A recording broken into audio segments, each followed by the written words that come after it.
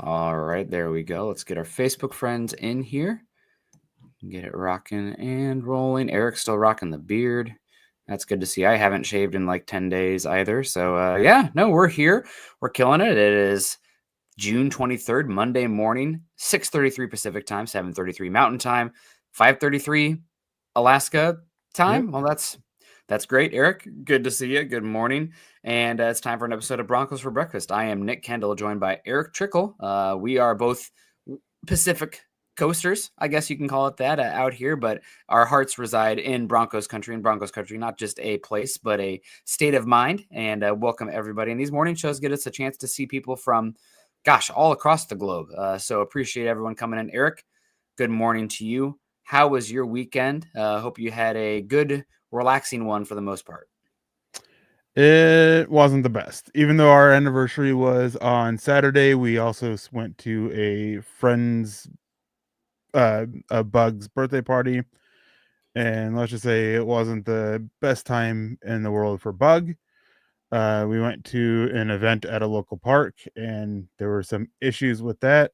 So it just wasn't the best weekend, but or the best, anniversary either. But it is what it is. We had a good day yesterday, at least. The wife ended up calling out of work. We had a little bit too much to drink on Saturday night. I tried my hand at making some apple martinis, and they actually turned out really well, really easy to make. And so just had a little bit too much to drink. She ended up a little hungover, and so she called out of work. But so yesterday was a good day, but Saturday was not. But it is what it is. Well, Monday off to a good start here. See people asking in the chat, Brian Dunn, how's your wife? My wife is home. She was in the hospital for 11 days and has been sick for the entirety of June. So spirits are lower, but she's finally home, thank God. And her mom's, her mom's here for another week. So that is good to help out with taking care of her and all that entails there. But no, overall, things are progressing, but slowly. They're still not like 1,000% sure what's going on. They're doing multiple modalities of treatment. And it seems to be potentially working, but just like weak, tired. I mean, after 11 days in the hospital, that's going to happen. So appreciate everyone asking there. And yeah, appreciate all the good vibes and stuff and flexibility with the month of June. It's been kind of Charlie Foxtrot, if you will.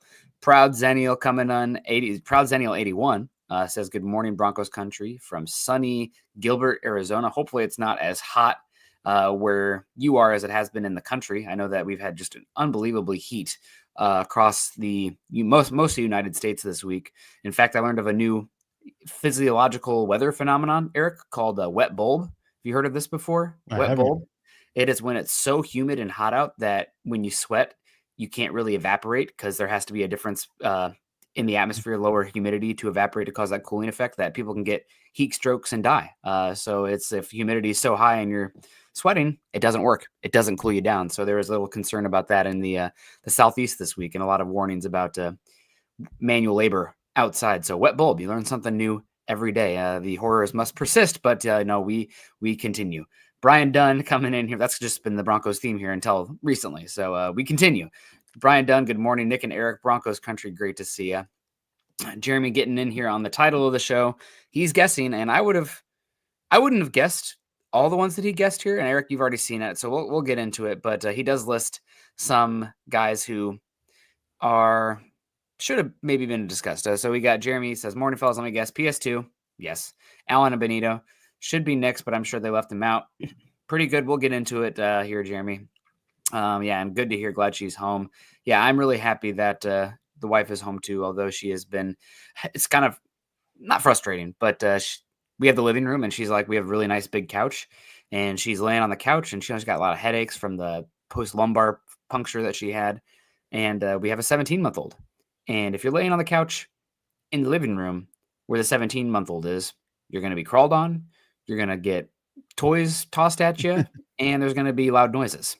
Yeah. Not a place to really, that's a common area. So she wants to be around, but can't really protect you if you're in the common area with a 17-month-old. Because if I take him, pull him away, put him in the pen, it's screaming. So it's good to be home, but also probably missing that quiet room sometimes. But other than that, Eric, not a lot of Broncos news to get into. That is that time of the week. I did see a tweet. I wish I could credit who it was. If somebody sees, let me know. But we still are waiting for Jahdae Barron to sign a contract. It might have been Ben Albright, but somebody in the Broncos media sphere guaranteed that he'd have a contract by the start of a mandatory training camp coming up here soon. So any thoughts on, should we be worried about what's going on with Jahdae Barron's contract, the length of time that it's taking? Do you have any idea of what's taking so long? It hasn't been ugly publicly like the whole Shamar Stewart Bengals thing, but I'm a little bit surprised it is taking as long as it is, given a lot of the contract stuff is structured based on the most previous CBA. Yeah, I'm a little surprised that it still hasn't been done, but I'm not worried about it. And one thing that helps too in a lot of these situations is when the guys around you sign their contracts, because that gives you the team an idea of, all right, here's how we're going to structure it, because the money's all set. How much you're going to get paid, that's pretty much set. It's just how it's structured. And sometimes it can be a case of like how money can void and things like that. And so it's probably something, small, I guess, in a way, relatively speaking, that's being the holdup. But I'm not worried about it. I thought it would have been done by now. I thought it was going to be done by the time of mandatory mini camps got around. But obviously that didn't happen as we're still talking about it. But still have a little bit of time until training camp starts. Whatever it is, I'm sure they'll get it worked out and they'll get that contract signed and done and get Jahdae Barron on the field under his rookie contract. Yeah, I'm excited to see him. Obviously, the Broncos' first-round pick. Not the rookie I'm most excited to watch this season. That would probably be RJ Harvey, just because of the opportunity there. And, Yeah. Jahdae Barron, it's about the collective there where, running back is dependent as well. It's just, God, we need some juice from that position on this team and a little bit more immediate impact, in my opinion. But excited to see what Jahdae can do. And I still absolutely adore the process of the Broncos landing Jahdae Barron. A lot of talk about them maybe trying to get up for Ashton Genty. Conflicting reports about Colston Loveland. Who knows there? But sitting there, they had the ability to trade back. Rumor was they had a deal in place with, was it the Giants, Eric? Yes. The Giants in place, and they liked Barron so much. Top 10 on their big board, I think is what I heard. Maybe even like 9 or 8 overall. And they liked him enough to bypass whatever offer the Giants had on the table. So again, letting the best player fall to you, even though you had a obvious big need at running back. They let the talent of that position, the positional value, dictate that a little bit and go with one of the more valuable positions in football. And I also love the conversation coming out of the press conferences where they talked about coverage players, not necessarily, cornerback per se, but guys who are true coverage players in the back end. Can't have enough of them. So I like the process. Only time will tell if it was a good pick for the team, but I'm excited for him. Have you had any more thoughts, as that's been, we're approaching 2 months now since the draft, since that's marinated on just the overall draft process and Barron being a Bronco. No, I totally get it. And we've talked about it before of, why Barron, why they valued him so much. They liked the ball skills that they saw in tape last year with him in college. And the need was a little bit more obvious as we, kind of look back at it in hindsight. When you go back and look at what happened last year with the volatility of man coverage that you have in the NFL base all around, which that's where McMillian, excelled at and struggles in zone coverage, and they want to be a more zone team. And then Riley Moss's medicals, it makes sense. And then I think it was Pro Football Focus, and I did an article on it. They came out with some data that talks about how often, corners were targeted in certain situations.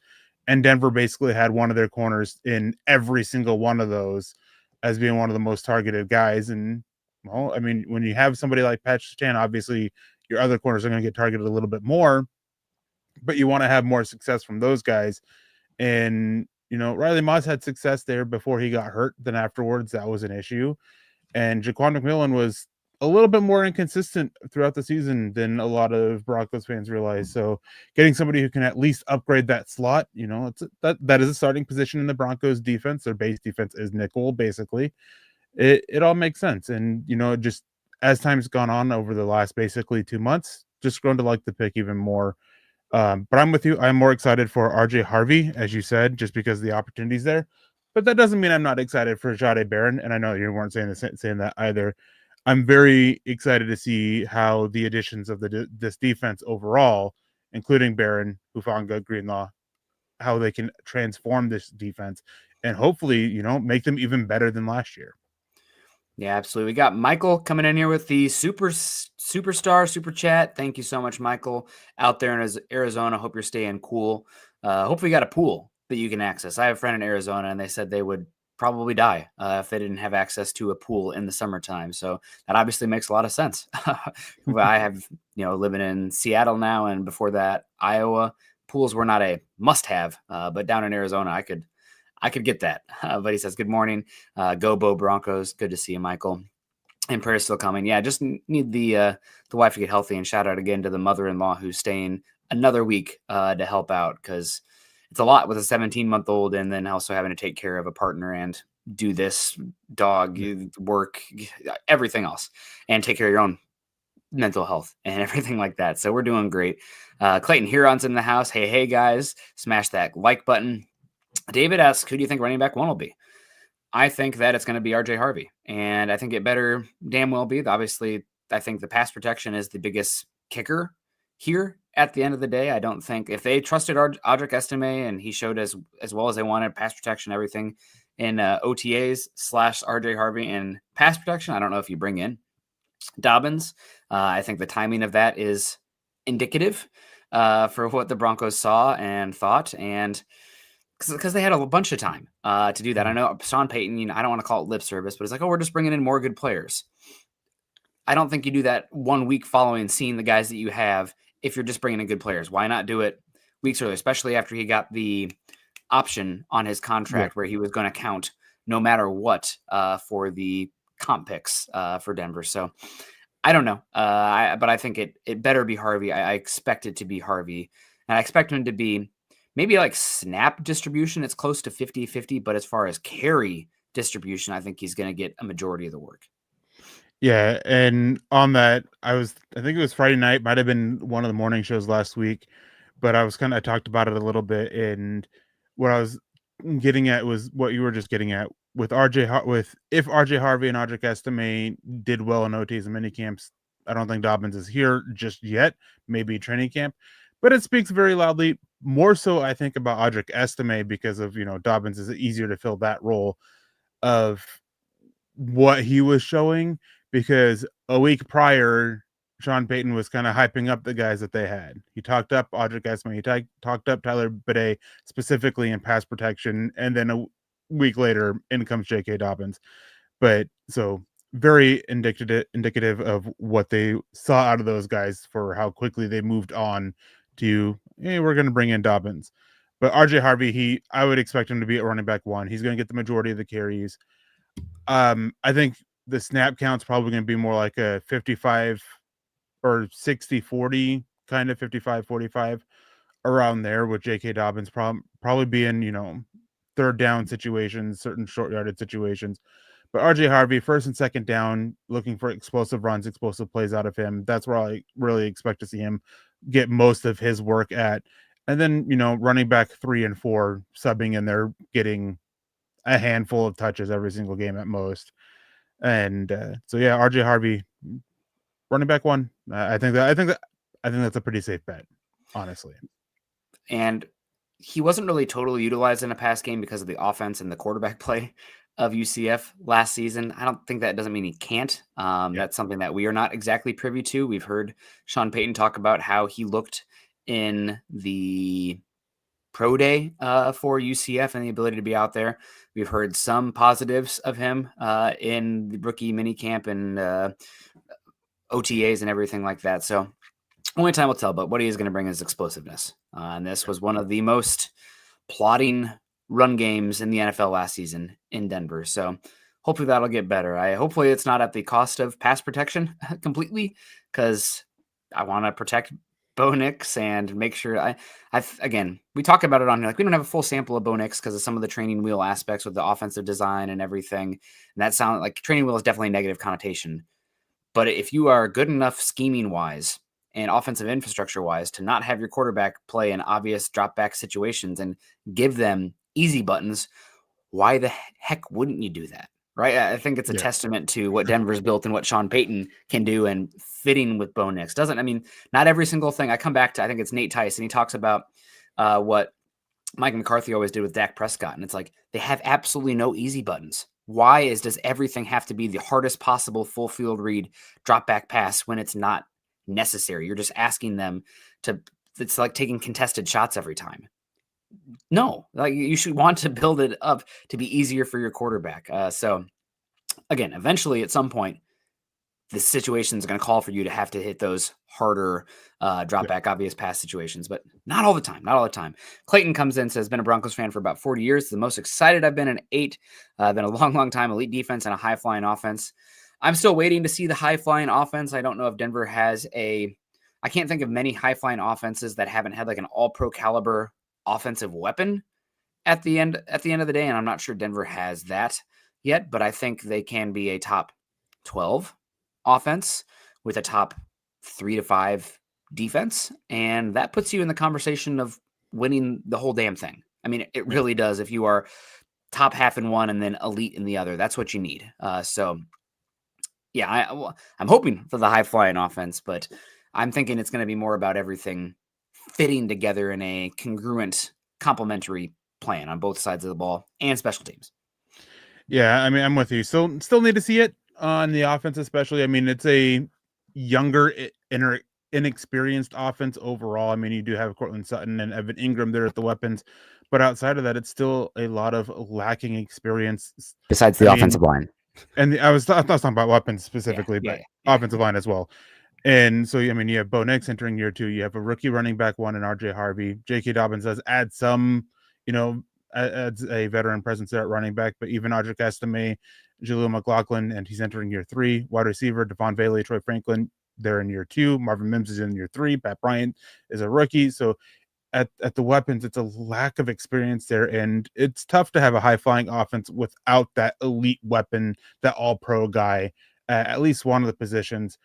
But I think Denver has enough solid pieces to not necessarily be high flying, but to be a very good offense and be in, you said top 12. I think there's a chance they can be in top 10 without that weapon. I think it'd be tough for them to crack top 5, but top 10, top 12, that's very doable. And it's really what they could use to help take some of the pressure off the defense and help out in those moments where the defense does falter. Because even the best defenses, they still have those 1, 2, 3 games every season where they're, not up to snuff, whether it's due to them missing a player due to injury or just the opposing offense just has their number. Whatever the case is, we need to see that offense be able to pick up that slack a little bit, which we didn't see a whole lot last year. So hopefully that the Broncos, at the very least, if they're not high flying, they can be good enough to where they can do that this year.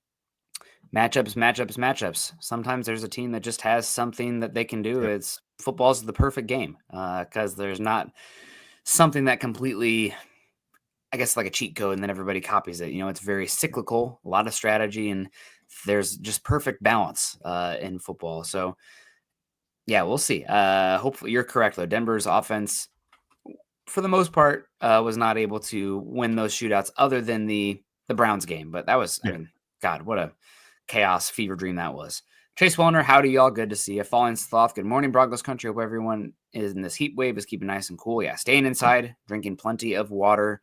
Make sure you are, staying in the shade. Eric Flynn with a super chat coming in here. Good to see you, Eric. Happy Monday to you. Thank you so much. Number one way to support the show. God bless you. Hope you had a good weekend. Happy Monday. David Youngkin, $4.99. Someone said our biggest concerns is general manager, head coach, and Bo. That is such crap. People don't watch enough football. Maybe you're misconstruing what they said. I'm not saying that exactly, but like your biggest important pieces for the team long-term outside of the owner are those things. So like if you're talking like big picture, if all 3 of those guys are elite, Denver's going to be in a good position for a decade. Everything else kind of, rotates out to a certain extent. But yeah, no, those are not like concerns this season. I mean, we talked about it before. Like the biggest thing for this team is like, can Bo Nix go from a obviously great rookie season, but let's say average NFL starter, maybe a little less Brock Purdy range, to a guy who's like no doubt top 10. Like that changes the perspective of the team drastically, more than anything they could do. So that's the one that's like, I wouldn't call it a concern, but definitely the one that can turn the dial the most on what Yeah. this team can be and their expectations. Yeah, it's hard without knowing what was actually said and everything about it and all that. And thank you, David. We appreciate that. Mhm. I think one of the concerns, I guess, if you're getting to it, is the contract situation of George Payton. I mean, he's in the final year of his contract, and we want to see that done. He's kind of grown to have this good relationship with Sean Payton, and they seem to work very well together. And then I don't get why there would be any concern over Sean Payton. He's locked up in Denver for the next few years still, and I'm sure that they won't hesitate to get an extension done with him anytime or when that comes up here in probably I think another 2 years. They have before they have to worry about that. And then Bo, of course, the concern there is, can he take that next step? Can he grow into being, a top 10 quarterback instead of top 20? Uh, that is what it is. I mean, when you have a quarterback who had a great rookie year, it's always about, can they take that next step? What can they do next? And so much rides on him for the success of the team and the offense. So I guess there can be some concern there, but all three of them saying what they were saying that they are the biggest concerns. Yeah, it doesn't add up, doesn't make sense. So it's just would be a weird comment, and of course don't have the full context of what was said. But Yeah, he said they it's don't definitely trust Sean or the GM because of Bounty Gate. Well, George Payton doesn't have anything to do with Bounty Gate, but I think that's just somebody, grasping at some straws there, which, is yeah. whatever. God bless him. We just disagree.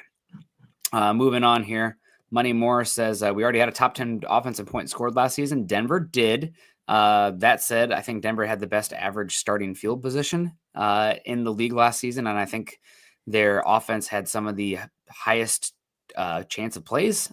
There's some statistics that really point to, from an efficiency perspective, Denver having a a pretty good plate set up for them. But when you look at EPA per play last season, when you filter out garbage time, so I'm looking at win probability, only including plays where win probability is between 10 to 90%. So when the game is well out of hand, we're not including those. And Denver's offense and EPA per play comes 19th.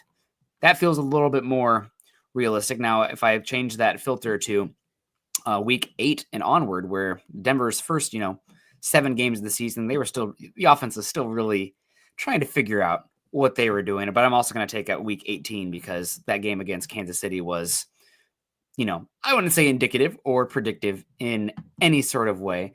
But you look at that, and then Denver comes out to 14th. So those are areas that, again, they came out in 10th in total points. I think looking at total points there's better data available. I'll guess I'll just put it that way. You look at Football Outsiders, now FTN Fantasy, they do their DVOA. Denver comes in 16th in offensive DVOA. That feels more indicative. Maybe there's some confirmation bias on that, but top 10, I think if you're constantly set up with good field position, that's also including defensive points scored and turnovers and everything. Yeah, that can lead to that a little bit. So I think that they still have definitely plenty of room to grow to become a top 10 offense, even if they were top 10 in points scored. That's not just offensive points scored. That's take into account where they get the ball and everything like that. Yeah, I mean, I'm with you, and there's a lot that goes into having a top 10 offense overall. And I think if you want to look at the overall offensive success, points isn't necessarily the way to do it. I don't even think total yardage, raw yardage yet is the way to do it too, because there are things that can skew those numbers a little bit. And I mean, it's like that with almost all data, that you can skew the numbers a little bit one way or the other. But they're definitely on the verge of it.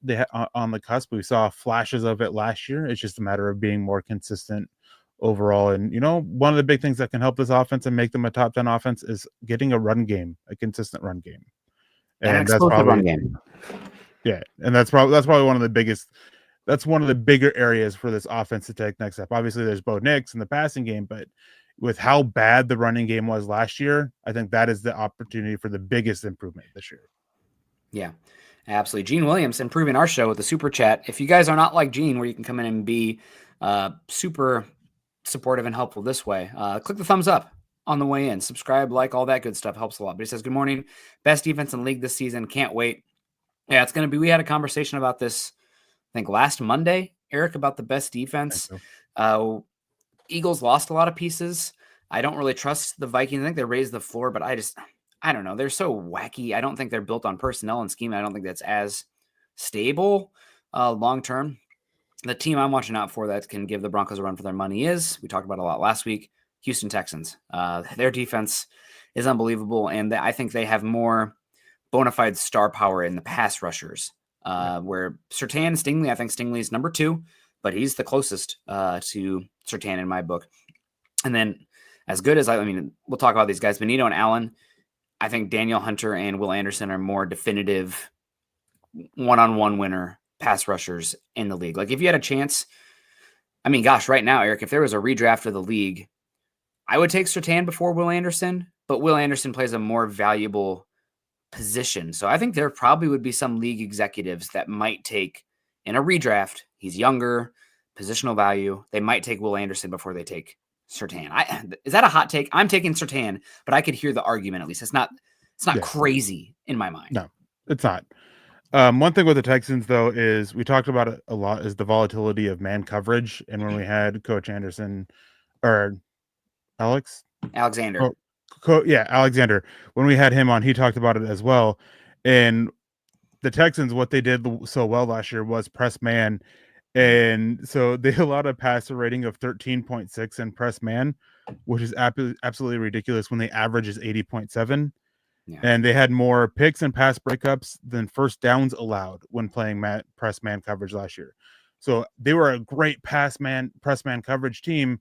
Can that hold up this year? I think that's going to be a concern with the volatility of man coverage, but they still have so many pieces all around that defense, secondary, defensive front, like so talented that they could definitely still be up there and give the Broncos a run for their money because of, as you said, the star power up front. I'm a guy where you build front to back, and you got to have the star guys up front to help take the pressure off your guys in the secondary. And the Texans, part of what made them so successful was they're able to win up front, win those one-on-ones while only rushing for so consistently last year that it helped lead to the success that the secondary had. And the two metrics we talked about, DVOA, EPA per play, Texans did rank above Denver last season. So Denver, Denver changed this season. I'm excited. I think they definitely have a shot to be number 1, but Texans defense is very good too. And defense is volatile and things can change. We're going to find out Riley Moss really needs to step up this season. Again, they're going to come at him for sure, especially if Jahdae Barron is good out of the gate. So Richie Rich morning, he says slated to be 40 degrees Celsius here today. I might melt. We kind of talked about that earlier. Be careful. You can't sweat. Sweat doesn't work as well when it's so humid. So be smart. Jasmine, hopefully you got some sleep. Jasmine with a newborn out there. Also, Jasmine $9.99. Also, shout out Jasmine. She sent me a Uber Eats after hearing about all the nightmare that June has been for my family. So especially with she's dealing with a newborn and everything right now. Just unbelievably gracious. I don't even know what to say other than thank you, but that's not enough. $9.99 also supporting the show. It says, who on defense needs to be phenomenal in order for the defense to be elite? I think we talked about it. It was either Tuesday night or Wednesday morning, Eric. But I need to replicate season, maybe even a little bit better on non-obvious pass downs / games away situations from Nick Bonito. If Nick Bonito is phenomenal and you actually get a top 5 to 10 pure, I don't think it's going to be top 5 to 10 pure edge rusher because the run defense stuff, but top 5, 10 pass rusher in the league, then the defense has a chance to be elite. You're putting games away. You got the infrastructure, the bodies in place. Surtain's still the straw that stirs the drink. I think Allen's the better player, but if Bonito is just even replicates last season or takes it a step further, then defense can actually truly be elite. Yeah, there's some work that he's got to do. He really benefited from adding John Franklin-Myers because John Franklin-Myers did a lot of the dirty work, and that opened up the door for Nick Bonito. So you need to see Nick Bonito really take that step up. And if he can be phenomenal, I think this defense has a chance to be the best defense in the NFL this year, just because they need that guy to be able to win consistently against either double teams or, one-on-ones, whatever the case may be. They need that guy up front. And they don't really have it. As good as Zach Allen is, he struggled last year against double teams quite a bit. And so Nick Bonito, if he can step in and do that and show that he is this elite tier pass rusher and can be that consistently, and generating the pressures and, creating havoc in the backfield for the quarterbacks, there's a lot there. So I'm with you. I think Nick Bonito is that. And if not Nick Bonito, then Jonathan Cooper needs to be that guy. In the very case, I think it's got to be one of those two pass rushers to win off the edge consistently. That if you want to talk about being an elite defense, it's got to be one of those guys. Yeah, I mean, the real dark horse, I guess, would be somebody like Q Robinson, who really didn't get a chance to, like coming out of nowhere. If he's phenomenal this season, that'd be incredible. Guy who didn't have a lot of chance to produce, but obviously has tools. Maybe we talked about him earlier. Maybe it's the Danielle Hunter path where you see the vision, even though the on the field product wasn't totally put together yet. And then he's healthy and gets a chance in the NFL. And like, oh my God, like he's actually phenomenal. Just didn't have a chance to put it together yet. I mean, let's not put that expectation on him by any means, but that's somebody who just, there was a lot of excitement coming out from Q Robinson from what we heard early on. Granted, the backups at offensive line are, there's probably the biggest difference between your starting offensive line to your backups in any other positional group in football, especially with Denver, who has not invested a lot of picks in the offensive line as of late, but especially at tackle. But yeah, I mean, that's the guy for me. Richie Rich says, could Benito slipping a bit because not causing a major regression if others step up and improve like Ellis and perhaps Q?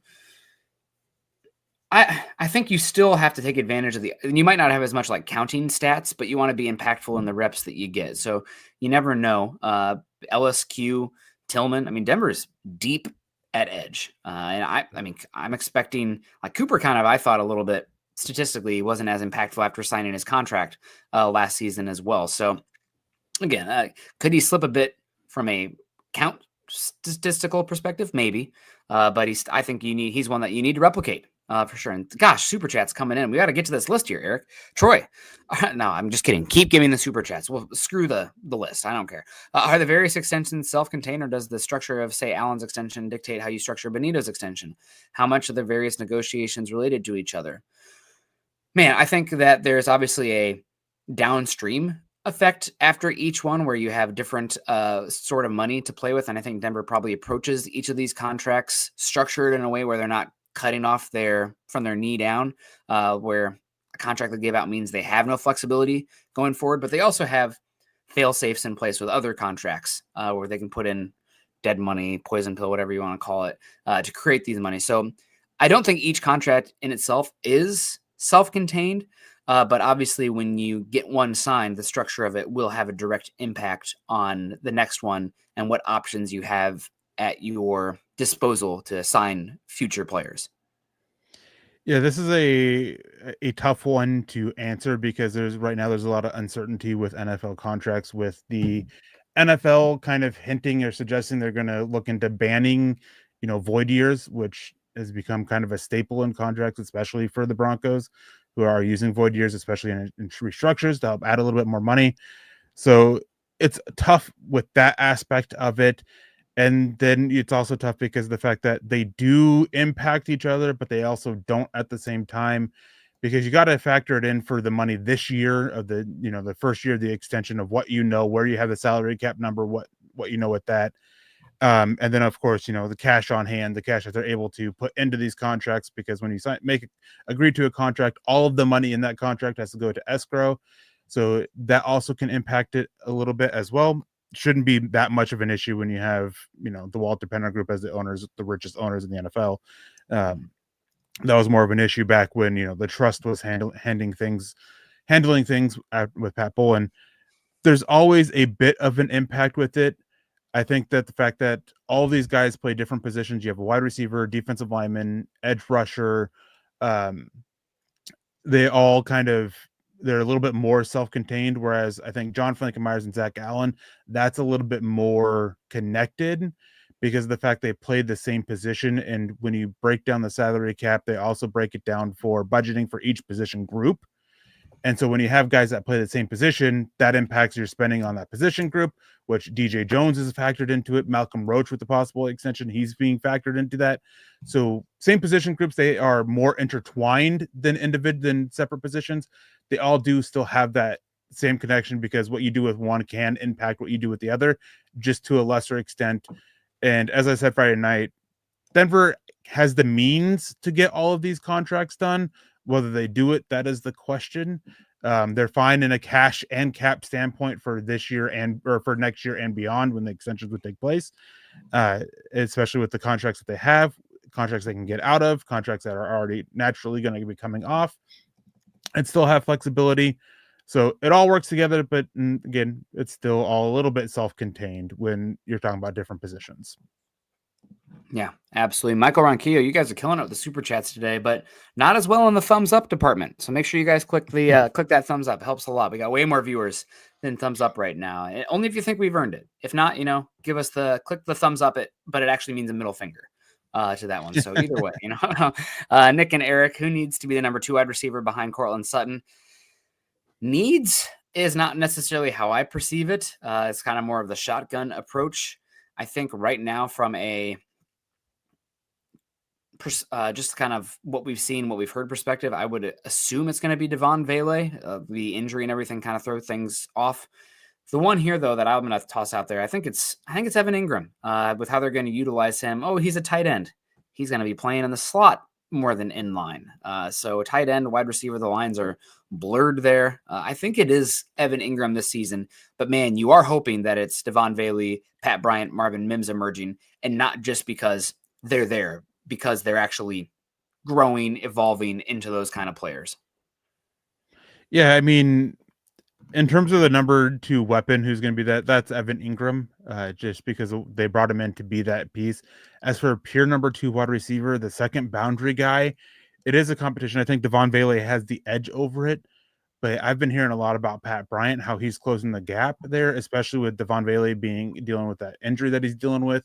That opens the door a little bit more for Pat Bryant, and he's just been doing extremely well. Having a success after a successful day in each of the OTAs and mini camps. So that door is there, but I'm not expecting Marvin Mims to be part of that conversation. I'm not expecting Marvin Mims to be more than a gadget in this offense. After 2 years in the NFL, there's still room for improvement from him. I'm just not sure we get it to a point where he can be that kind of wide receiver for them and be more than a weapon. So who needs to be? I'm not who specifically. I'm not really sure on. They just need someone to step up, whether that be Vele, Bryant, Mims, Franklin, or even Trent Sherfield. Whoever it is, they need somebody to step up and help, pull that coverage away and help things out.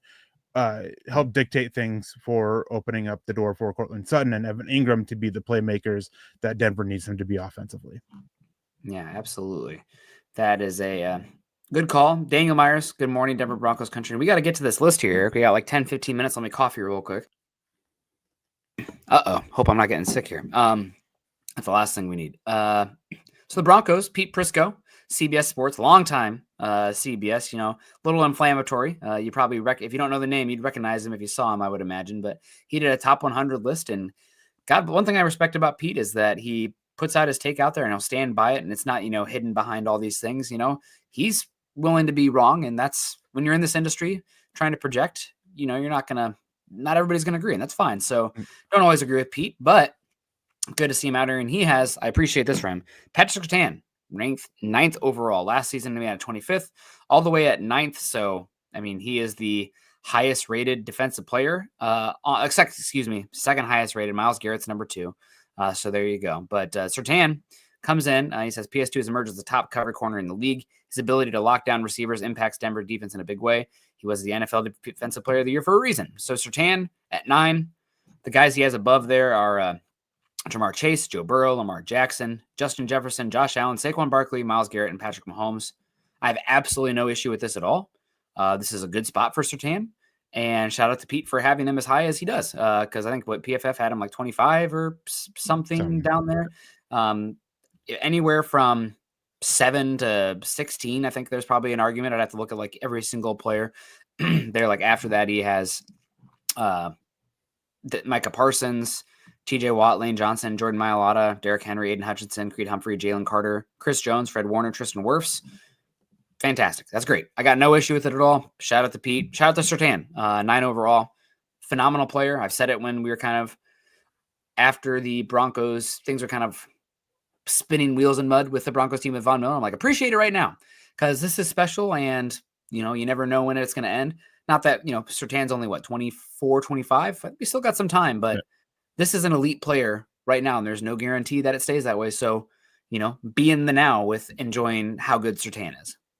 Yeah, he is so fun to watch. He's so technically sound, and it's great to see. I know when he was drafted, both you and I were not overly sold on the pick, not necessarily because of Surtain, but because of some other things on it. I wasn't a fan of him in the scheme, but hey, it didn't matter because it was only for his rookie season, and they went away from that. And he's just been a phenomenal player. He's a lot of fun to watch, and he's one of those guys that I've been going back and watching over because after the draft, I don't know if you do this, I always watch some of the best in the NFL to kind of like refresh everything after watching college players.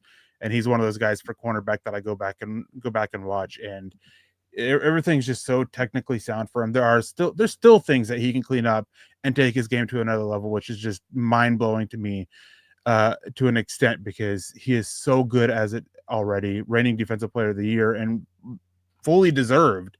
And so when I opened it up and I saw that it was Pete Prisco, I was a little worried about where he was going to have Surtain. I thought it might be somewhere in the 20 to 30 range.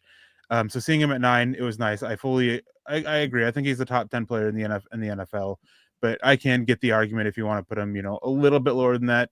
I don't necessarily agree with it, but I can get the argument there. Great player, elite player. Denver got a good one. Daniel Myers, good morning. Asks, so what about Lavelle Bailey pushing for Sanders? I don't think it's just Bailey. It's those 200 drafted free agents as well. Sanders is very much on the chopping block. I mean, Q Robinson can do the special team stuff and the pressure package stuff that makes Sanders valuable. So he's going to have to get it. We'll see what happens with him. But thank you, Daniel. Moving on here with Pete Prisco's list. Number 51 overall, we got Quinn Bailey. I will say, so shout out to having Quinn Bailey this high. Miners. Excuse me. I messed up because I saw this and I was about to dig him, but I get the name wrong. Quinn Bailey, man, that'd be awesome if he's still a free agent, I think. Quinn Miners, of course, the belly. Coming forward here. Lists him as a center on this list, so I don't know what's going on there. Obviously, I know he took some snaps there when they were trying to figure out early on what's going on with Miners. But right guard, Quinn Miners. Miners was named an All-Pro after a dominant 2024 season. He's adept at both a run blocker and a pass protector, and is a big part why the Denver Broncos offensive line improved so much last season. This is a great spot for Miners. I mean, for a guard that is entering year 4 of his time in the NFL, I think they got his contract a year early. It's either year 4 or year 5. Maybe it's year 5. But regardless, year 5. Phenomenal player, 51 for an interior offensive lineman. I mean, they didn't have Tristan Wirfs, the first offensive lineman, and Lane Johnson and Jordan Mailata until the teens out there. So getting an interior offensive lineman at 51 is a good spot. He is definitely, I would say he is the Broncos' second best player. Now, not the most valuable because he's still, interior offensive line, but he's a unit-defining player for the Broncos. He allows them to do a lot of what they do, and 51 overall is fantastic. So love that for him, and I think this is also another good spot. Yeah, I mean, was a little bit surprising to see Quinn Miners up there that high.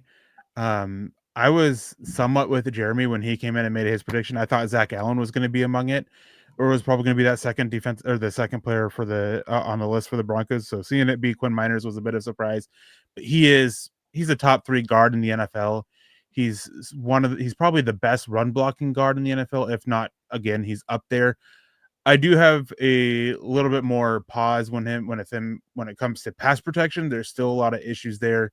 Not that he's terrible or anything. He's still a good pass protecting guard. That's just where there's more room for improvement, where he can have more growth. So, and again, it's a good spot for him. A little bit of a surprising. I think it might be a little bit higher than I would have put him, but I do agree though that he is the second best player on the Broncos roster behind Surtain. He is just such a good player.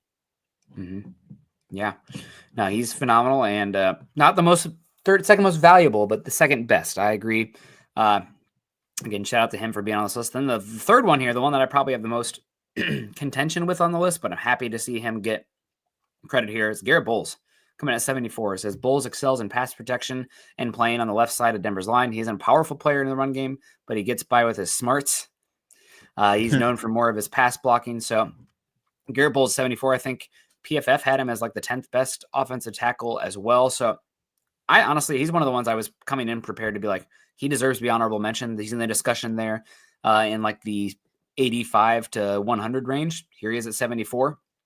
Fantastic for Bowles. If he is the 74th best player in the league at a value position at left tackle, the Broncos got an absolute steal with his contract last season, where he got paid. But good, I mean, great for Denver, great for Bulls to get some recognition here. He's been ever since his 4th year in the league, he's been a pretty steady player for Denver. Had that one season cut short with injury, but yeah, no, happy to have him here.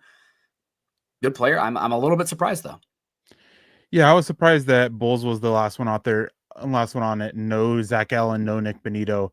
And he is I don't necessarily agree that he should be there. I think that is a little bit high. I think he's somewhere in that 90 to 110 range. Personally, I think he is a very good left tackle, very sound player, and has really, come around well. Again, after you mentioned it, after that year 4, he's really developed and really came around. I still push back about some of the holding calls, and I still push back that NFL refs need to learn the difference between holding and what's the technique called? I had it, but I can't remember what it's called, but it's a certain type of blocking technique, and some of the guys that are best in the NFL at it get called for holding because NFL refs don't know the difference between the two, and it's extremely frustrating because it's so perfectly executed, and then they get flagged for holding, unrightfully so. And Bowles has made that a stalwart of his pass protection, and it's worked still well. Doesn't mean he's perfect. There are still moments where he's a little bit slow protecting the arch around to the quarterback. He can get caught by some fakes inside. So there's still work there. But at this point in his career, he kind of is what he is. You got to take the lumps with the, all the good that comes with it. And he's a very sound, solid, good left tackle, whatever way you want to put it. And should be there as part of the honorable mentions, but it is a little bit high for me here, putting him at 74. Yeah, and after that, so we don't have Zach Allen listed here. We don't have Nick Benito listed here. And we don't have, I'll just throw it out there. I don't think he should have been the top 100, but I think he's in like the conversation of Bulls as well, where it's Courtland Sutton. I mean, been a dependent player for Denver, plays a value position. He's probably more in that 110 to 140 range in the league. But I mean, that's kind of, I think Bulls is kind of close. We talk a lot about those two in that area. They've kind of had careers that have mimicked each other to a certain extent, a long time, a lot of issues, good players, interest from other teams, blah, blah, blah. So Sutton, I think, at least deserves a shout out for Denver. Maybe I'm getting a little bit biased to that one because Denver has not had many go-to offensive options. So the ball's got to go somewhere. Maybe there's a little bit of inflation there. But Sutton, I think, at least listed. And then dark horse would be Bo Nix. If we're talking about value right now, gosh, it depends on where a team is at. But like if there's a redraft of the entire league and you're trying to win going forward, Bo Nix could be taken before Surtain just because of the difference in value for quarterback and cornerback's valuable. It's not quarterback. So and Jeremy asks here, rank each players as far as value going forward with PS2 minors, Allen, Benito, and Nix. That's your real ranking. It depends on what you're asking. You're trying to pick guys to win this season, the next 3 years, the next decade, ranking without positional value in place. There's a lot of different ways you can go about it. We'll go about just like big picture of ranking these guys right now. I need to see it another season from Bo Nix. I think there's just a little bit more risk in taking him first overall over PS2, even though the ceiling is much higher, but it's a real conversation if you're ranking each on value for PS2 and Nix. And I don't think there's a wrong answer. I'll go PS2 for now just because it feels like crazy to not take the defensive player of the year to value position, but Nix is close. Nix is really close. After that, I probably then go Allen, Benito minors, but I think it's a little close with Benito and Allen too, because Benito is 3 years younger and plays a position that gets paid a little bit more. So yeah. I think if you're talking tiers, PS2 Nix, Allen, Benito, minors, even though minors is positionally the second best player on this list. Yeah, I was wondering what you were going to do. I'm with you. I mean, I'm factoring a little bit of everything. Even though quarterback is, in my opinion, the most valuable position in all of sports, that I would still take PS2 over Nix just because PS2 is still young, still plays a valuable position, and is significantly better compared to the rest of the group at that position. Nix is, he's not the top player at his position, whereas PS2 is. So PS2, Nix. And then Allen and Benito, this is one that I was struggling with. I think the value of defensive linemen is, steadily increasing every single year, but edge rusher still is so much more valuable. I'm with you though. I would go Allen over Benito, and I think there is a significant drop off before Miners. As great as he is, despite me thinking he's the second best player on the Broncos roster, guard's just not as valuable of a position as interior defensive line edge rusher is. So there's a pretty significant drop off for that reason before we get to Miners at 5th. But if you want to argue Benito over Allen, go ahead. I wouldn't disagree with you with that either. Yep. So we're at 7:23. We got to go and hear the little guy up, and I got to help the mother-in-law get everything going. Hopefully my wife is still sleeping. One last super chat here from Michael, though. You guys killing it today. Says, who will lead the Broncos in sacks in the 2025 season? Just with how the defense sets up, the opportunities, and the style of player that he is, I'll go Benito. He won't have the most pressures. He won't have the most the best pass rush win rate, I would assume, or he might because of the one-on-ones and the unblocked pressures. But regardless, I'll probably still go Nick Benito here. Very good player, speed rusher. One of the few who's like his archetype that's working in the league right now. But probably partially because what Denver can do with the body types they have along the defensive line, plus PS2 on the back end. But shout out to Vance Joseph for making it work too. So I'll go with Benito on this one. After that, you probably go Allen.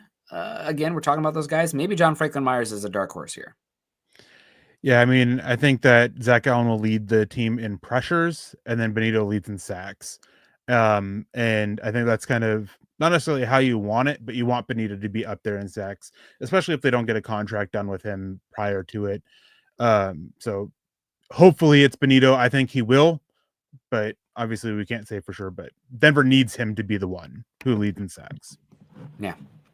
No doubt. Well, we need to get going. Appreciate everyone coming in here. The thumbs up came up a little bit after we called you guys out on doing that. We almost got as many super chats as thumbs up. So make sure you guys click the thumbs up, like, subscribe, share, everything like that. Follow us at Mile High Huddle over on X. I'm at Nick Kendell, MHH. Eric's at Erick Trickel. I apologize for all the tweets about getting after Mike Lee about the public land sell-off in the budget bill. But as somebody who partakes hardcore in national wilderness, national forests, BLM land, I will fight staunchly for those rights in our public land. So sorry about that. Broncos will return soon, but we need to protect our lands. Facebook.com/Mile High Huddle and Facebook.com/Mile High Huddle pod as well. And if you haven't done so yet, we're over on YouTube. That's the number one way you can listen to us. Subscribe, like, and share. We got a shout out to so many super chats today. Michael Ronquillo many times. Eric Flynn's in the house. David Youngkin, great to see you. Gene William, over on Facebook. Good to see you. Jasmine, who's showing up and hanging out with us in the morning, probably rocking her baby in a chair somewhere. The newborn shared a picture the other day. Very, very cute.